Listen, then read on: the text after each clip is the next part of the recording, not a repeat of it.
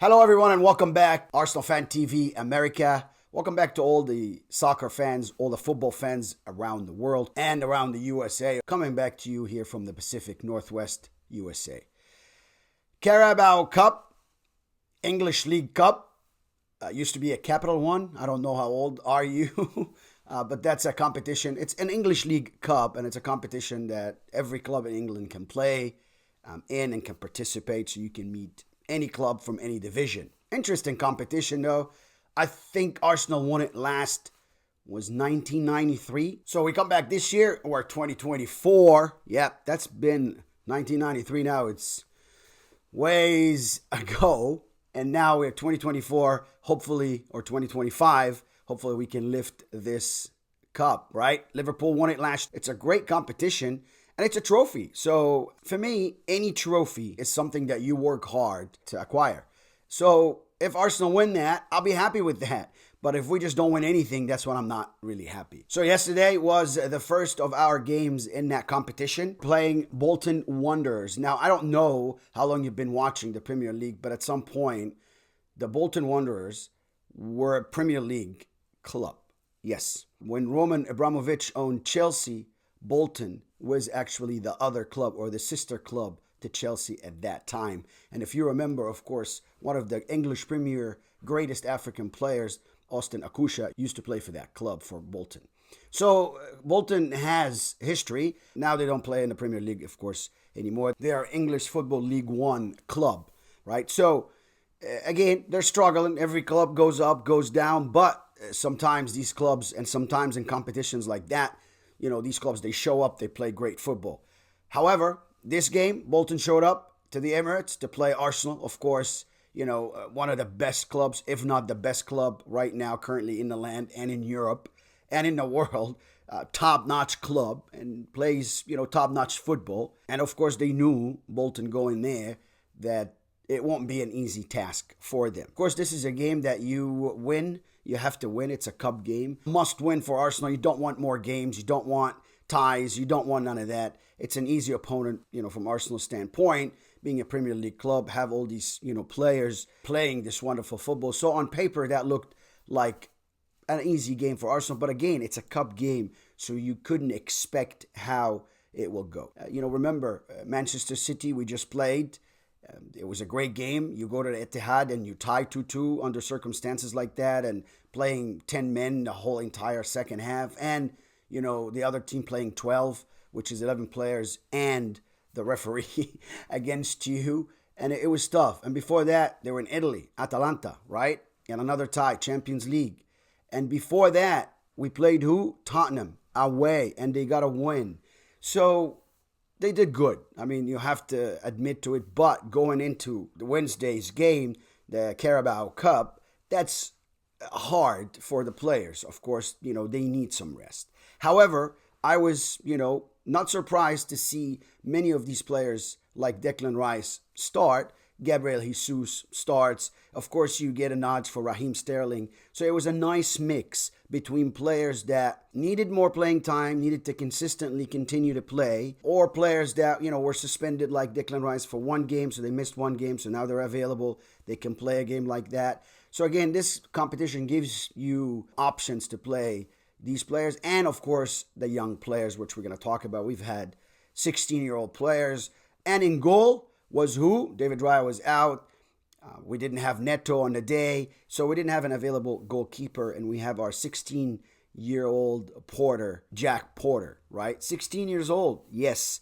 Jack Porter is the second youngest to start. Of course, Cesc Fabregas held that record forever for Arsenal when he played when he was 16 years old. Today, there's two players ahead of him. Waneri, Ethan, and he played yesterday too. Great player. He was only 15. He didn't even turn 16, so he broke that Cesc Fabregas record, as we all know, last year. Again, 15 years old, you're playing your first game for Arsenal Football Club. That's exceptional. We saw the young man started for Arsenal, and he was exceptional on the day. He was man of the match for me and scored, you know, his first and second goal for Arsenal. Now, Jack is second, 16 years old, and Cesc Fabregas now is third. 16 years old. Good for Jack Porter. He was in goal. No mistakes. He did really great. Just one bad pass. Every goalkeeper has it, and in every other game, but did good. I thought he was aware always. He moved pretty good to get passes from the back four. He was always available for his defense. He was always positioned right also when Bolton was attacking. I thought he did well, the young Jack Porter. Back four, we had Josh Nichols, again, another young player from the academy. We had Jacob Kivor. We all know Jacob Kivor, of course. He was one of the two center backs. Nichols was the right back. Kivor was in the middle on the right, towards the right back. And next to him, we had Riccardo Calafiori, the Arsenal new signing that just scored his first goal against Man City last game out. And wow, what a player he is, or what a player he is turning out to be for Arsenal.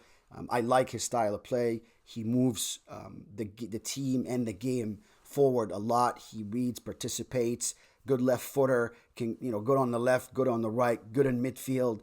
I like Calafiori a lot. And to the left, we had, of course, one of my favorite new kids, left footer, left back, Miles Lewis Skelly. And again, another young talent here, another young teenager from the academy. Midfield, Arteta decided to go with Jorginho captaining the side. In front of him to the left, of course, was Declan Rice. And to the right was Ethan Nwaneri. And I was really happy to see this young man starting. Up front was two of the regular starting players for Arsenal, Bukayo Saka and Gabriel Jesus. I know, Gabriel Jesus did not start in the past, 2, 3, 4 games.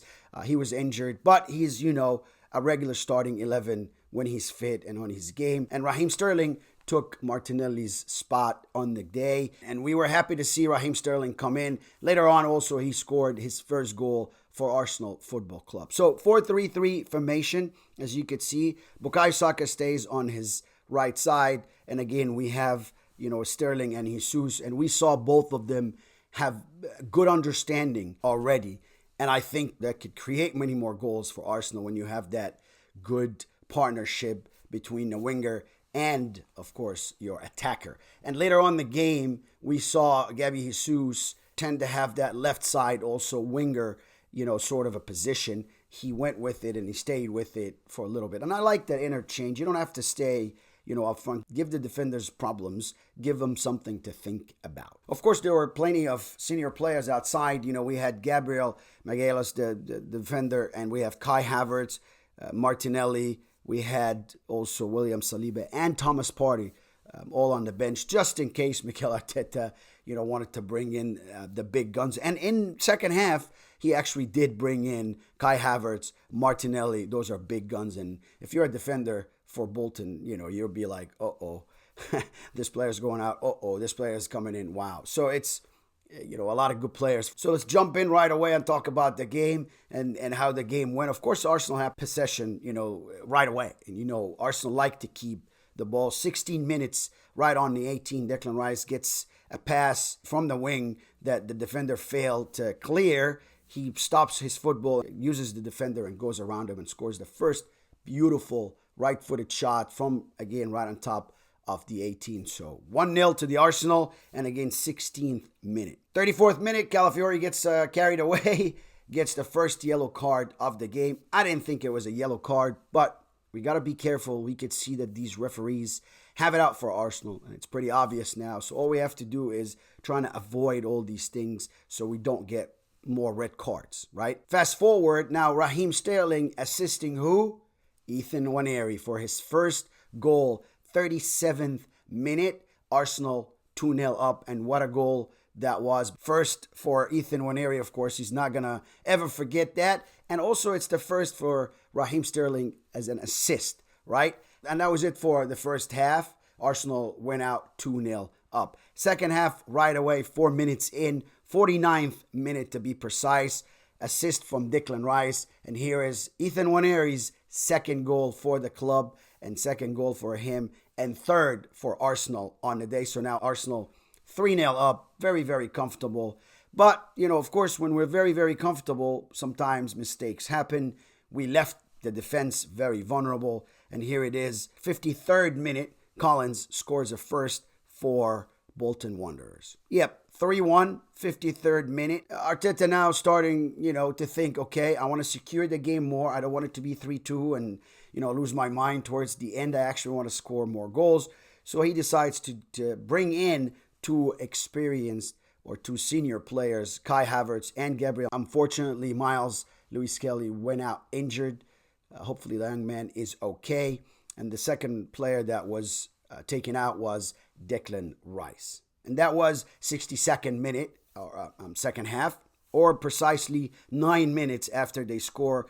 Game now 3-1. However, 2 minutes after these two come in, 4-1 Arsenal. Who scored this time? Yes, was Raheem Sterling by an assist from Bukayo Saka. Raheem started that attack right on the 18, gives it to Bukayo Saka, and Bukayo Saka takes it all the way to the line like he always does, plays it strong across, fumbles through the defense and the goalkeeper for Bolton and falls right in front of Raheem Sterling. He was the first to react, and he scores his first ever goal for Arsenal Football Club. 64 minutes, 4-1 to the Arsenal. Yes, 4-1. Now the game is secured. And now let's go to the 70th and the 71st minute that saw also another couple of substitutes. Mikel Arteta decided to take Calafiori and Bukayo Saka out. Maybe he's looking at the Leicester game, this coming Saturday. Premier League, of course, very important game at home. So he wants to rest his players.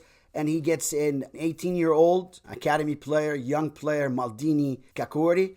Looked good, looked like a Said Kolasinac type of body, stocky, good build. He also took out Bukayo Saka, like I said, for Gabriel Martinelli now to come in and have a go. And of course, it was good to see Gabriel Martinelli. You see these two coming in, Martinelli, Kai Havertz, and you'd be like, okay, you know what? I think we're going to score more, right? Fast forward about 6 minutes or so, 77th minute right after the substitute, Kai Havertz scored the fifth for Arsenal, and now it's 5-1. Of course, what a victory by Arsenal this was. How the game finished, 5-1 to the Arsenal. 21 shots for Arsenal versus 4 for Bolton Wanderers. But the highlighted stats here, of course, the main highlighted stats is 5-1 for Arsenal, absolutely, and they qualify for the next round. But the main stats for me, that they had 639 passes versus 186 passes for Bolton. 90% accuracy on the Arsenal passes, right? 639 they made, 572 made it. And those are young players. So to see that and to see the passing and moving, and the future looks bright for Arsenal Football Club with these youngsters. They look really, really good. They all remind me with Bukayo Saka, and hopefully they all turn out to be just like Bukayo Saka. So next we meet Preston North End, and we meet them at their own stadium. They play for the championship. I mean, that's what is below. It goes Premier League and then championship right below that. And they rank the 21st. So they're struggling hard. As you can see, the 21st, so that's the bottom. So Preston is a team to beat, basically. Whatever we play them, away or at home, we're playing them away. And this is going to be on October 29th. That will be the round of 16, or the 16 teams left in that cup. We'll see what happens next, but, I think we're going to beat them, and I think we're going to beat them comfortably, and we're going to go to the quarterfinal or, the round of 8. Next for Arsenal is coming up Saturday, like I said, Leicester City Premier League. Right after that, we rest for a couple of days, and then PSG will come and visit us at the Emirates on Tuesday. Yes, that's Champions League football. Come on, you Gunners. Plenty of football coming our way. Hopefully we stay strong like that.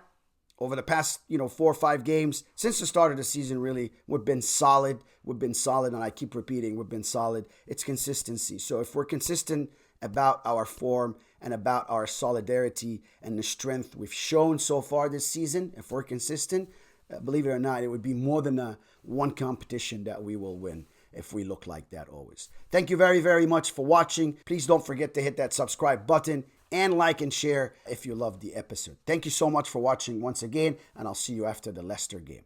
Bye now.